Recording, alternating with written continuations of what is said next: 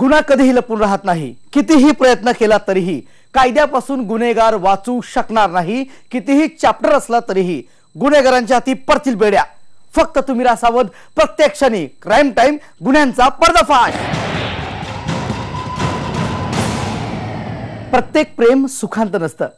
अनेक वेळेला प्रेमात होणारी फसवणूक कायमचं दुःख देऊन जातं। नागपुरातली यूथ आयकॉन असलेल्या डॉली बेरी सोबत असंच काही घडलं। तिनं त्याच्यावर जीवापाड प्रेम केलं, पण त्यानं तिच्या प्रेमाशी खेळ केला।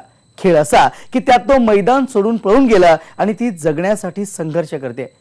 ती त्याच्या प्रेमासाठी नेहमी हरत आली आणि तो जिंकण्याचा असुरी आनंद घेत होता। पण तिचा आरोपी पती जास्त वेळ कायद्यापासून दूर राहू शकणार नाही, कारण जो तुमच्या आनंदासाठी हरतो त्याच्याशी तुम्ही कधीच जिंकू शकत नाही।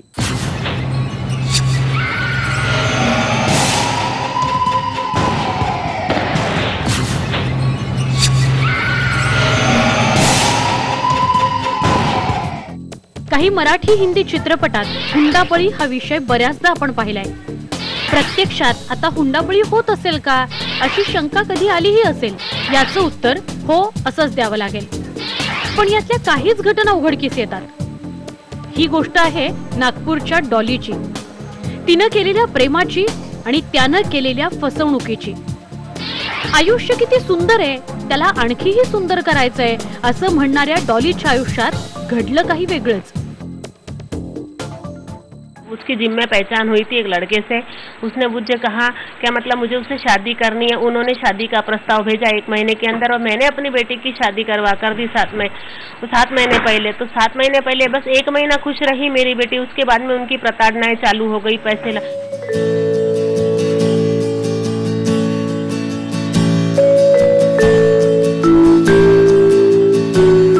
आई मी निघते हा शोला। संभाळ, हुसू पाऊचू। हे बघ, शोला जातेस आता तरी त्यांना सांग पैसे वाढवून द्या म्हणून। एवढ्या कमी पैशात काम करणार नाही म्हणून सांग काय। हा, आणि पैसे सगळे घरी घेऊन यायचे, काय सांगते मी। ऐकतेस ना? आणि इथे तिथे कुठेतरी खात बसू नकोस। घरी सगळे पैसे घरी आणायचे, काय सांगते। बघत काय बसली, चल जा आता।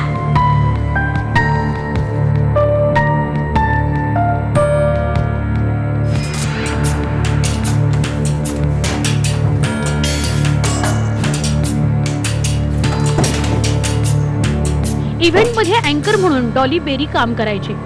नागपुरात यूथ आयकॉन म्हणून डॉलीची ओळख। पण आता सारं काही सुन्न झालंय। टाळ्यांचा कडकडाट ऐकणाऱ्या डॉलीला आता काही ऐकू येत नाही।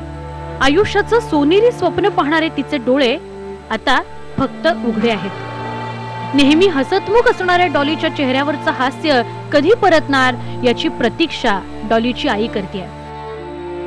अभी डॉली का तो 50-50 सर बता रहे हैं। हम ये उम्मीद में है कि कोई चमत्कार हो जाए और हमारी बेटी उठ जाए। बरं, फार काळ या गोष्टीला झाला नाही। अवघ्या 8 महिन्यांमध्ये प्रेमाच्या मागे लपलेलं भयान वास्तव समोर आलं। त्याची तिची भेटीचं रूपांतर प्रेमात झालं आणि नंतर लग्न। अगदी सिनेमातला प्रसंग वाटावा अशी सुरुवात झाली। थांबा जरा, फोन काय रोमॅन्टिक त्याच्यामध्ये फोन जो आहे ना हा फार डिस्टर्बिंग एलिमेंट असतो। आपल्या दोघात आला नाही पाहिजे रे। बोल।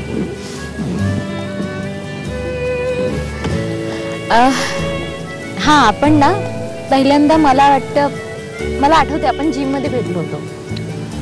ऍक्च्युअली तुला खरं सांगू आणि तेव्हाच आपण एकमेकांच्या प्रेमात पडलो होतो। तू बघितलं होतस मला की मी तुला पहिले बघितलं? मला असं तू मला पहिले बघितलं होतस। तुला मी आवडलो होतो, बरोबर ना? का तुला नाही आवडली मी? ऑफकोर्स आवडली होती, पण लुक डू यू लुक मी कसा दिसतो? एकदम छान दिसतो मी एकदम। बरं, तुझा पुढचा करिअरचा काय विचार आहे? मला ना खूप खूप मोठी अँकरर व्हायचंय आणि मला ऍक्टर सुद्धा व्हायचंय। Great great. माझी खूप इच्छा आहे अशी की जगाने मला ओळखावं। तसं मला गरज नाही काम करायची, बट ही अँकरिंग, ऍक्टिंग वगैरे ही माझी हॉबी आहे। माझ्या आई वडिलांनी माझ्यासाठी खूप काही करून ठेवलंय। माझी जमीन आहे, 2 बंगले आहेत आणि मी आई आणि मी एकुलती एक आहे. आपण लग्न कधी करणार? बस लवकरच. इफ यू डोंट माइंड, पण ना म्हणजे तुझा बिझनेस किंवा जॉब काय, कारण मला आईशी बोलावं लागेल ना. कम ऑन, माझा बिझनेस बेसिकली मला टर्नओव्हरच 100 करोडचा आहे. त्यानंतर माझे जे बिझनेस गार्मेंट जे आहेत, रॉ मटेरियल्स, हे US मध्ये, रशियामध्ये, ऑस्ट्रेलियामध्ये एक्सपोर्ट होतात. माझा खूप मोठा बिझनेस आहे आणि I am going to grow. हो अय्या, मग आई ना आपल्या लग्नाला होकार देईल. पण मला सांग, तू बेसिकली फ्युचरमध्ये काय करायचं ठरवलंस? मी लग्न व्यतिरिक्त तुझ्याशी लग्न. तुमसे मिलना, बातें करना बड़ा अच्छा लगता है. तुमसे मिलना, बातें करना बड़ा अच्छा लगता है. क्या है ये, क्यों है ये, क्या खबर, हाँ मगर जो भी है बड़ा अच्छा लगता है. तुमसे मिलना, बातें करना बड़ा अच्छा लगता है. तुमसे मिलना, बातें करना बड़ा अच्छा लगता है.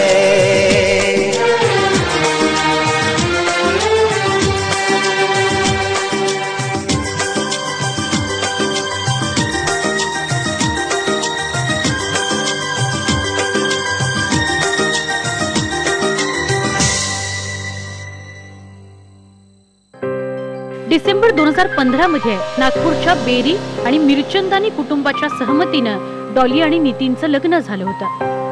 लग्न झालं, काही दिवस खूप सुखाचे गेले, पण सुखाची ही हिरवळ फार काळ टिकली नाही. उसे 5 लाख रुपए दिए फरवरी महीने में. उसके बाद में फिर भी उसका मतलब प्रताड़ना देना बंद नहीं हुआ. फिर भी वो अत्याचार करता रहा और इस पीरियड में वो मारता था. तो इस पीरियड में उसका अबॉर्शन भी हुआ.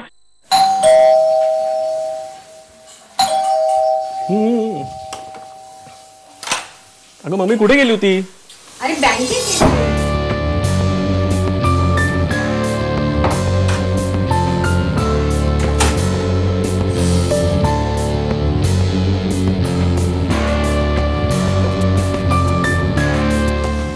का? अरे बँकेत गेलेले. कशाला? अरे कॉन्ट्रीब्युशन काढायचं ना, गावातून फोन आलेला तुझ्या काकांचा. कशासाठी? 1 लाख रुपये पाहिजे. 1 लाख? काही पण तुला माहितीये ना आपल्याकडे 1 लाख रुपये नाहीये. हो रे, म्हणून का हातावर हात घ्यायचा का? पण काहीतरी केलंच पाहिजे ना. आणायचे कुठून पैसे एवढे? कुठून म्हणजे? अरे तुझी बायको आहे ना, तिला सांग ना, तिच्याकडे भरपूर पैसा आहे, भरपूर कमवते ती.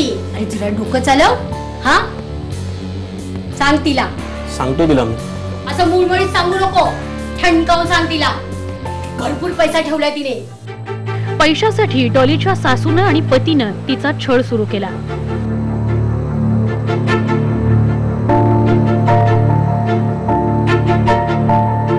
अगं ऐकत नाहीस तू, पटापट कर.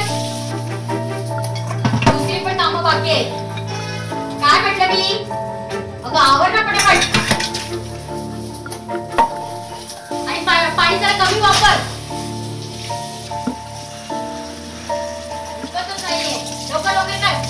हो हो. अरे आज माहितीये ना तुला पैसे द्यायचेत म्हणून. कुणाला? अरे गावी पैसे पाठवायचेत ना आपल्याला. ते केतन भाई येणार त्यांच्या बरोबर.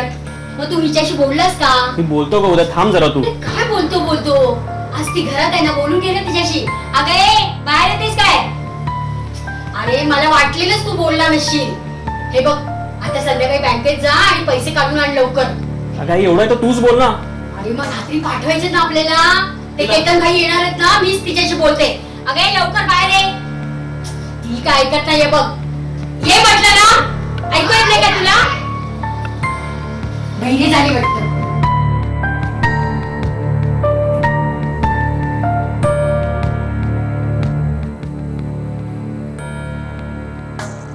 काय झालं आई?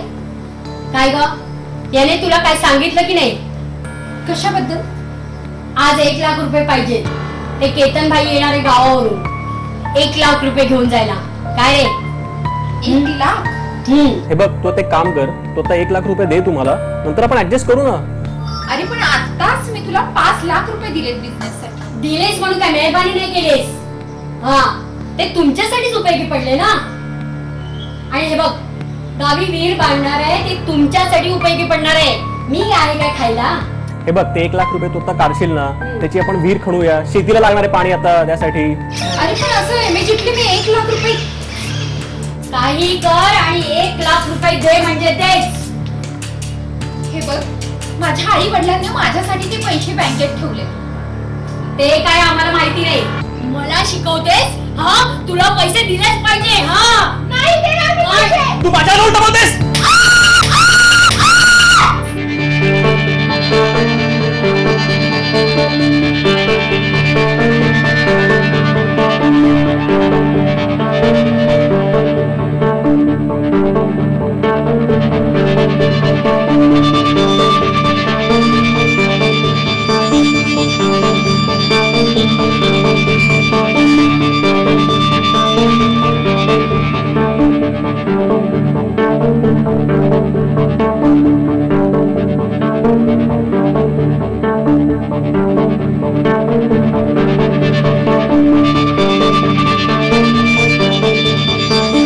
नव्याचे 9 दिवस संपले आणि नितीननं केलेली तिची फसवणूक तिच्या लक्षात आली.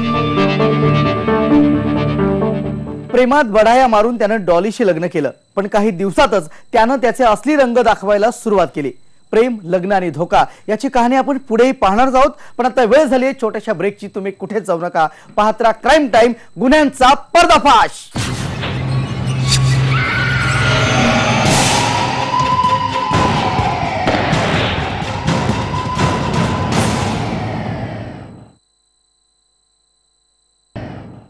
प्रेमात आणि युद्धात सारं काही माफ असतं असं म्हणतात, पण बऱ्याच लढाया धोके देऊनही जिंकल्या जातात. तसा इतिहासही आहे. प्रेमाचंही तसंच आहे. प्रेमाचे गोडवे गाणारे कधी धोका देतील आणि तेरे बिन जी लेंगे हम असं कधी म्हणतील हे सांगता येत नाही. नितीननंही डॉली बरोबर नेमकं हेच केलं. अरे उद्या पार्टी ना 100% करायची ना. अरे मस्त करूया. हो हो नक्की. पोचलो बघ, पोचलो 8 वाजेपर्यंत पोचलो.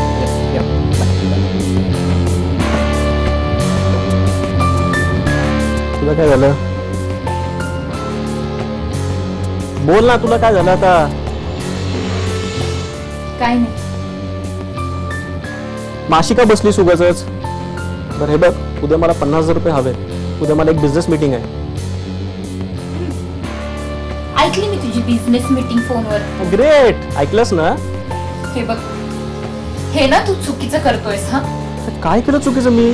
लग्न आधी तू मला म्हणाला होतास की मी जॉब करतो, पण मी तुला अजून एकदा सुद्धा बघितलं नाही जॉबला जाताना. का असं वागतोयस तू माझ्याशी, सांग ना. हे बघ, तू फक्त माझ्याशी पैशासाठी लग्न केलंस. तुझं माझ्यावरती प्रेम नाहीच आहे.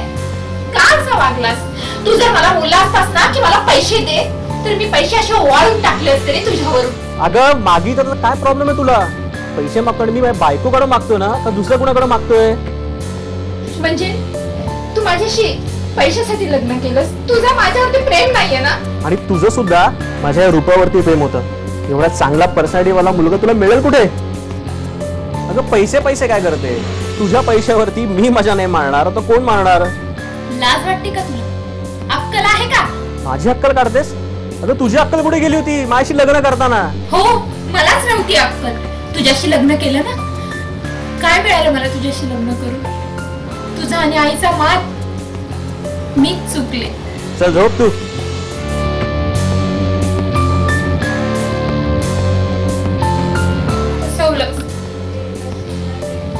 फसवलंस तू मला.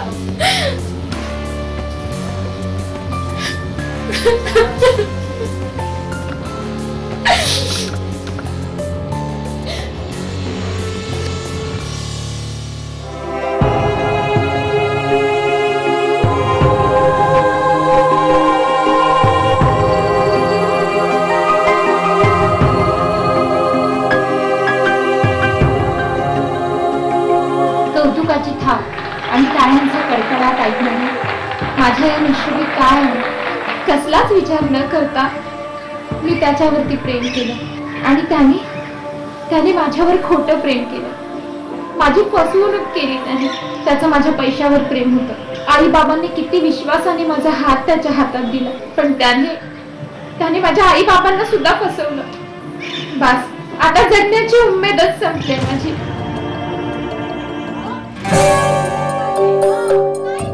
फेब्रुवारी महिन्यात डॉली वाळंत असताना सासरी तिला मारहाण झाली. अत्यवस्थावस्थेत सासरच्या मंडळींनी तिला माहेरच्या घरी नेऊन सोडलं. काही तासांनी तिचा गर्भपात झाला. काही दिवसांनी पतीने डॉलीच्या माहेरी येत माफी मागितली. त्यामुळे डॉलीने नव्यानं संसार सुरू केला. मात्र तिच्या पदरी निराशाच आली. रोजरोजच्या शारीरिक आणि मानसिक छळाला कंटाळून डॉलीनं अखेरीस 20 जुलैला सासरचं घर सोडलं आणि माहेर गाठलं. 5 दिवसांनी म्हणजे 25 जुलैला डॉलीनं आत्महत्येचा प्रयत्न केला. आम्ही या विषयावर राणा प्रतापनगर पोलीस स्टेशनच्या अधिकाऱ्यांशी बोललो. प्रकरण तपासून आणखी ठोस कारवाई करू असं प्रशासकीय उत्तर या पलीकडे पोलीस काहीही बोलायला तयार नाहीत. मात्र दुसऱ्या बाजूला प्रेमात धोका खाऊन मृत्यूशय्येवर गेले 1 महिना डॉलीचा संघर्ष सुरू आहे. त्या तपासामध्ये आम्हाला असं निष्पन्न झालं की तिच्यावर शारीरिक मानसिक आणि असा त्रास दिलेला आहे हुंड्यासाठी. म्हणून आम्ही त्याच्यामध्ये कलम 3 आणि 4 प्रतिबंधक हुंडाबळी कायदा प्रतिबंधक 4 प्रमाणे वाढवण्यात आलेला आहे. समोर जसं जसं तपासात आम्हाला आढळलं त्याप्रमाणे आम्ही तपास करून त्याच्यावर कलम वाढवू. या सगळ्या प्रकाराला कंटाळून शेवटी डॉलीनं हा सगळा प्रकार आपल्या आईवडिलांना सांगितला. आपल्या मुलीचा संसार वाचावं, तिचा संसार चांगल्याने चालावा म्हणून या आईवडिलांना तिला तडजोड करून पैसे पुरवलेत. वारंवार लाखो रुपये दिलेत. पण या नितीननी या पैशांचा गैरवापर केला.